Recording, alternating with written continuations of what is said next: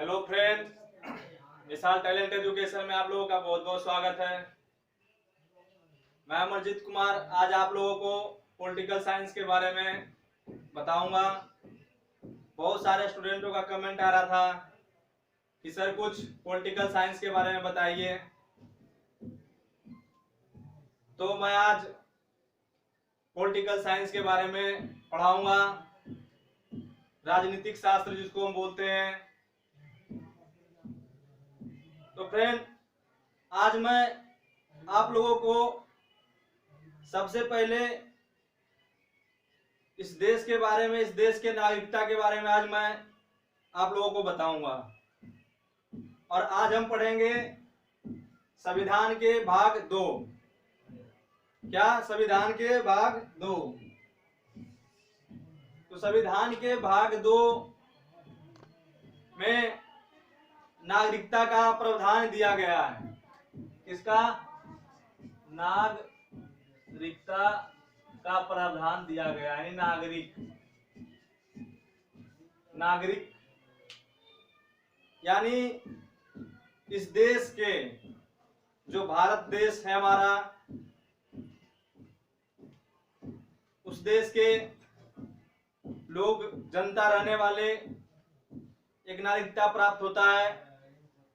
उसी के बारे में आज हम बात करेंगे। तो हम देखते हैं, अब आपसे पूछा जाए कि नागरिकता का प्रावधान किस भाग में है, तो भाग 2 में है। इसका वर्णन आर्टिकल 5 से 11 तक है। अनुच्छेद 5 से 11 तक प्रावधान दिया गया है। नागरिकता का 5 से 11 तक आपका प्रावधान दिया गया है। यदि जो आपसे पूछा जाए कि नागरिकता का प्रावधान कितने से कितने अनुच्छेद में दिया गया, तो 5 से 11 के। और आपसे ये पूछा जाए कि किस भाग में है, तो भाग 2 में है। ये ज्यादातर एग्जामों में पूछे गए हैं और पूछे जाते हैं। तो अब हम बात करते हैं जो ये नागरिकता है, इसमें 5 से 11 तक में सबसे इंपोर्टेंट जो हमारा 11 है, आज हम उसको पढ़ेंगे कि 11 जो अनुच्छेद है क्या है, क्यों है, कैसे है, इसके बारे में आज हम जानेंगे। तो सबसे पहले हम ये देखते हैं कि भारत की जो नागरिकता है वो क्या है। तो भारत की नागरिकता एकल नागरिकता है। एकल नागरिकता है। कहने का तात्पर्य यह है मेरा कि भारत के नागरिक, जो व्यक्ति, एक ही नागरिक हो सकता है। ये नहीं कि आप विदेश के भी नागरिक हो और इस देश के भी नागरिक हो, यानी भारत का भी नागरिक हो, चाइना का भी नागरिक हो, अमेरिका का भी नागरिक हो, ये चीज नहीं है। तो हमारे यहाँ एकल नागरिकता है। अब हम ये देखते हैं कि ये जो आर्टिकल है, भाग 2 है,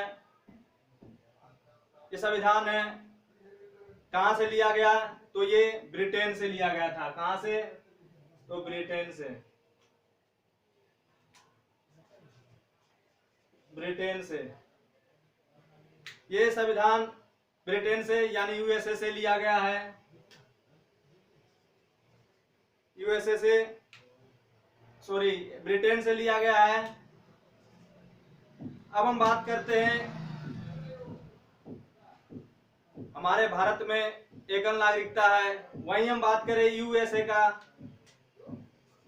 का, तो वहां दोहरी नागरिकता है। क्या है? दोहरी नागरिकता, जो कि 2 देश के नागरिक हो सकते हैं। अब हम ये देखते हैं कि हमारे भारत में कुछ अपवाद हैं। हमारे भारत में कुछ क्या है? अपवाद है, जो कि है जम्मू कश्मीर।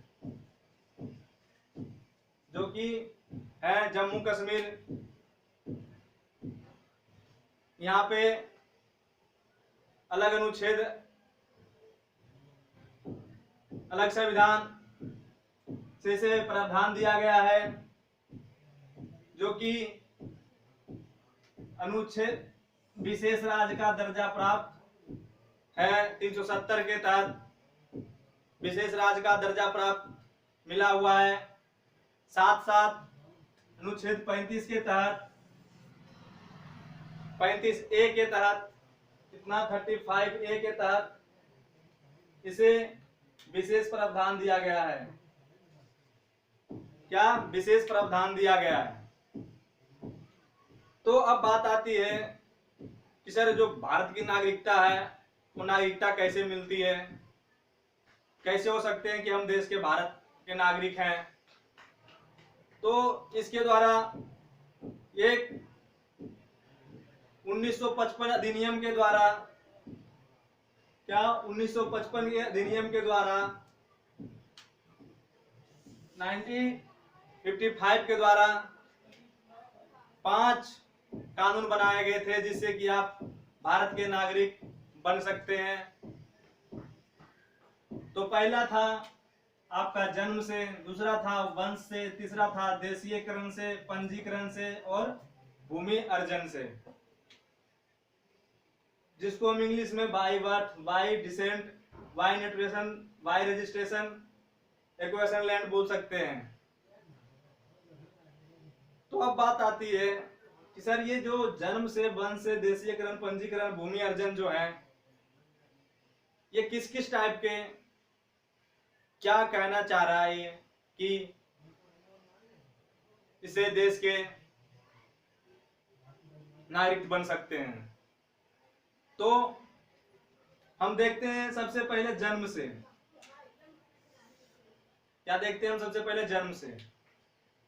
तो जन्म से कहने का मतलब हो कि वैसे बच्चे जो कि जन्म अधिकार, यानी जो जन्म से ही भारत में रह रहे हो, यहीं के जन्म हो और यहीं रह रहे हो, साथ साथ उसके माता पिता भारतीय हो, तो उसे ये भारत की नागरिकता मिल सकती है। दूसरा वंश से। वंश से कहने का मतलब है जिसको हम बाय डिसेंट बोलते हैं। कोई बच्चा जन्म लेता है विदेश में, तो माता पिता में से कोई एक व्यक्ति भारतीय होना चाहिए। क्या होना चाहिए? भारतीय होना चाहिए। उसे बाई डिसेंट बोलते हैं, यानी वंश बोलते हैं कि भारतीय नागरिकता उसे मिल सकती है। तीसरा आता है देशीयकरण। देशीयकरण का अर्थ है कि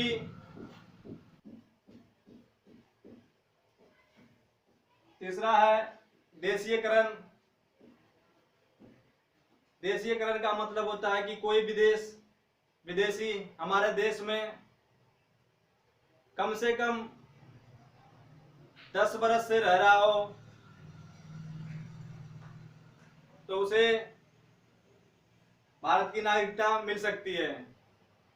उसे ये प्रूफ देना पड़ेगा, प्रमाण पत्र देना पड़ेगा कि हम इतने सालों से भारत के अंदर रह रहे हैं, तो उसे भारत की नागरिकता मिल सकती है। चौथा है पंजीकरण, रजिस्ट्रेशन, बाय रजिस्ट्रेशन। पंजीकरण यानी कि कोई व्यक्ति पंजीकरण करा सकता है कि हमारे देश में रह रहा है।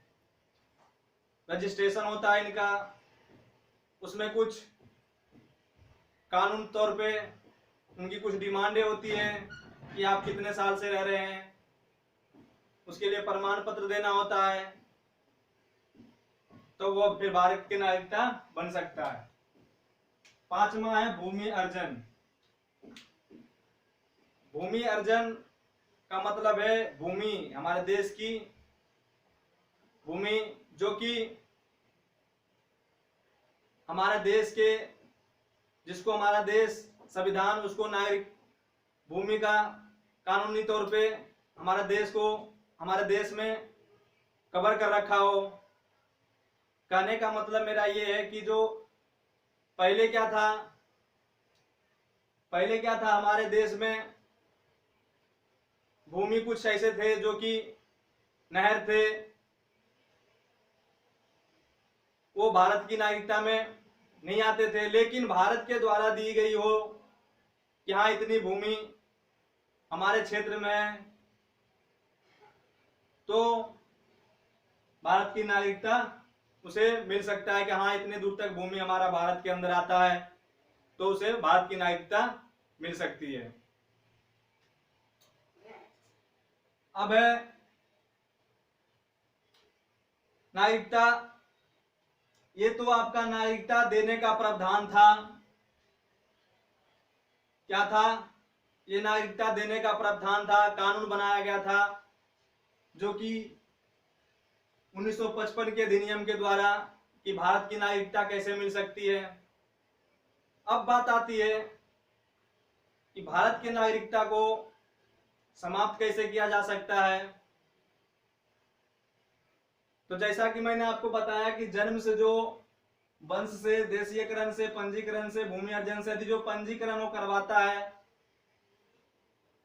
और गलत तरीके से वो गलत डॉक्यूमेंट सबमिट होती है, तो उसमें वो उसे निकाल दिया जाएगा, भारत की उसकी नागरिकता खत्म कर दी जाएगी।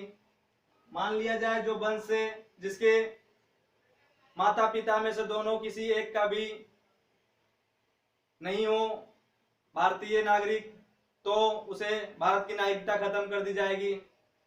अब बात आती है कि जो सरकार थी, संविधान हमारा, इसके लिए भी एक कानून बनाया। जिस तरीके से भारत की नागरिकता बनने के लिए कानून बनाया, उसी तरीके से भारत की नागरिकता खत्म करने का भी एक कानून बना। क्या बना? समाप्त करने के लिए भी नागरिकता सरकार द्वारा कानून बनाया गया। तो पहला हम देखते हैं कि क्या कानून बना। तो पहला है कि मान लिया जाए किसी दूसरे देश या हमारे देश में कोई विवाद हो जा, युद्ध हो जा, और उस युद्ध में कोई भारत की नागरिक उस शत्रु का साथ देता हो, तो उसकी नागरिकता पता चलने पे या शत्रु का साथ देता हो तो उसे उसकी नागरिकता, भारत की नागरिकता खत्म कर दी जाएगी। क्या कर दी जाएगी? खत्म कर दी जाएगी। अब वहीं दूसरी पॉइंट की बात करते हैं कि और क्या था। तो आज्ञा का पालन। भारत की नागरिकता यदि जो उनके संविधान के द्वारा बनाए गए नियम कानून उसे वो फॉलो नहीं करता हो, उसको नहीं मानता हो, तो उसकी भारत की नागरिकता खत्म कर दी जाएगी। तीसरा था गलत तरीका। गलत तरीका कहने का मतलब कि जैसा मैंने आपको बताया, पंजीकरण बाय रजिस्ट्रेशन करवाता है कि हम भारत के नागरिक हैं, इतने सालों से रह रहे हैं, 10 सालों से रह रहे हैं, 6 सालों से रह रहे हैं। यदि जो उसकी डॉक्यूमेंट फर्जी पाई जाती है, प्रमाण पत्र अधूरा होता हो, तो उसकी भारतीय नागरिकता खत्म कर दी जाएगी। अब नेक्स्ट बात करते हैं, चौथा भारतीय स्त्री। ये क्या होता है? जो भारत के स्त्री यदि जो कोई विदेशी पुरुष के साथ विवाह करती हो, तो उसकी भारत की नागरिकता खत्म कर दी जाएगी। तीसरा है 7 years आउट ऑफ इंडिया, यानी 7 वर्ष से ज्यादा बाहर रहा हो। कहने का मतलब कोई व्यक्ति हमारे देश के जो नागरिक है, भारतीय नागरिक, वो हमारे देश से बाहर 7 वर्ष से अधिक रहा हो, तो उसकी नागरिकता, भारतीय नागरिकता क्या की जाएगी? खत्म कर दी जाएगी। खत्म कर दी जाएगी। अब बात आती थी अटल बिहारी वाजपेयी की। तो उन्होंने जब कैंप लगा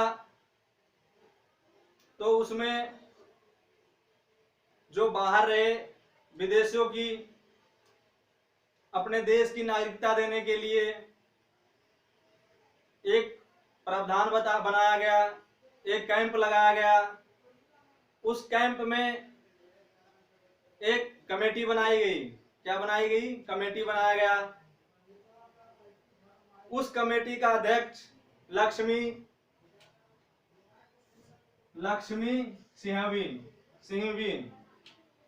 लक्ष्मीमल सिंघवी अध्यक्ष बनाया गया उस कमेटी का, जो कि सन 2003 में इसका गठन किया गया। सन 2003 में गठन किया गया कमेटी का अध्यक्ष लक्ष्मीमल सिंघवी था। उसमें उस कमेटी का क्या काम था? तो उस कमेटी का नाम समुद्र पारीय भारतीय नागरिकता, समुद्र पारीय भारतीय नागरिकता। इसका मतलब ये होता है कि जो हमारे देश से बाहर हैं भारतवासी, उसे अपने देश में उसे भी भारतीय नागरिकता दे दिया जाए। तो इसके लिए उन्होंने एक कमेटी बनाई 2003 में। उस कमेटी का नाम समुद्रीय पार नागरिकता था। उसकी अध्यक्षा, ये आप याद रखिएगा, ये बार-बार एग्जाम में पूछा जाता है, लक्ष्मीमल सिंघवी। तो समुद्र पारी नागरिकता बनाया गया, एक व्यवस्था बनाई गई। उस व्यवस्था का नाम ओसीटी कार्ड था। क्या था? OCT card. ये ओसीटी कार्ड उसे दिया जाता था। उसे पता होता था कि ये भारत की नागरिक है, और इसमें सिर्फ 16 देशों को ही लिया गया। कितना? 16 देशों को ही लिया गया। समुद्र पारी नागरिकता बनाने के लिए 16 देशों को लिया गया।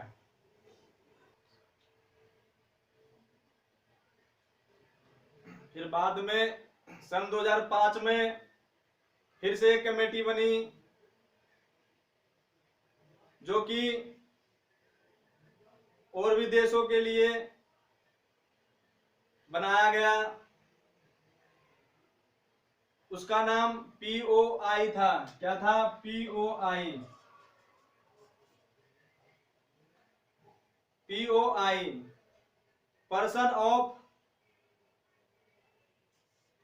Person of Indian card, person of Indian organisation, POI का गठन किया गया, जिसमें और भी देश को सम्मिलित किया गया। साथ के साथ हम ये देखते हैं, जैसा मैंने आप लोगों को बताया, समझ में आ रहा होगा और समझ में आया, तो मैंने आपसे पूछा जाएगा कि नागरिकता का वर्णन किस भाग में है? तो भाग 2 में है। कौन से अनुच्छेद है उनके? तो 5 से 11 में प्रावधान दिया गया इसके बारे में, नागरिकता के बारे में। 1955 के अधिनियम के तहत संविधान के ये 5 टाइप से मैंने आपको बताया: जन्म से, वंश से, देशीकरण से, पंजीकरण, भूमि अर्जन से आप भारत की नागरिकता प्राप्त कर सकते हैं। किस तरह से भारत की नागरिकता हटाया जा सकता है, तो मैंने सारा बताया। उसके बाद मैंने ये बताया कि जो बाहर के लोग थे, जो हमारे देश के बाहर विदेश में रह रहे थे, उसके लिए अटल बिहारी वाजपेयी ने 2003 में कमेटी बनाई जिसका अध्यक्ष लक्ष्मीमल सिंह भी थी। समुद्री पारीय भारतीय नागरिकता, जिसका नाम ओसीटी कार्ड दिया गया। ओसीटी कार्ड ओवरसीज, ओसीटी का फुल फॉर्म होता है overseas citizen overseas citizen of India. तो ये कार्ड बनाए गए जिससे विदेश की जो हमारे भारतीय विदेश में रह रहे थे उसके लिए प्रावधान किया गया। और फिर पीओआई आया, पर्सनल ऑफ इंडियन ऑर्गेनाइजेशन, जिससे और भी ये चलता रहा। फिर सन 2015 में एक कमेटी बनाई गई। इसी तरीके से अभी आगे चल रहा है। तो फ्रेंड्स, आपको मैं एक चीज और बता देता हूं, ऐसे 2 देश हैं जहां पे लोगों को ओसीटी कार्ड नहीं दिया जाता है। पहला बांग्लादेश, दूसरा पाकिस्तान। ओसीटी कार्ड यहां नहीं दिया जाता है। तो फ्रेंड्स, आई होप कि आपको बिल्कुल सही तरीके से समझ में आया। जैसे मैंने बताया, जन्म से कहने का मतलब मेरा ये है कि 26 जनवरी 1950 ईस्वी से पहले से जो रह रहा हो, बाद उसको दे दिया जाएगा भारत की नागरिकता। भारत में जो रह रहा हो तो वंश से, जो मैंने बताया आपको कि यदि जो दूसरे देश में बच्चा जन्म लेता है तो उसके माता पिता कोई एक भारतीय हो। इस तरीके से मैंने आपको बताया कि भारत की नागरिकता कैसे मिलेगा और कैसे हटाया जा सकता है। तो फ्रेंड्स, हमारा ये टॉपिक अच्छा लगा हो, हमारा वीडियो अच्छा लगा हो तो प्लीज लाइक कीजिए, सब्सक्राइब कीजिए, शेयर कीजिए। और मैं आप आगे फिर एक पॉलिटिकल साइंस का एक चैप्टर लेके आऊंगा जो आपके एग्जामों के लिए बहुत हेल्पफुल होगा। तो फ्रेंड्स, हमारा वीडियो देखने के लिए बहुत बहुत धन्यवाद।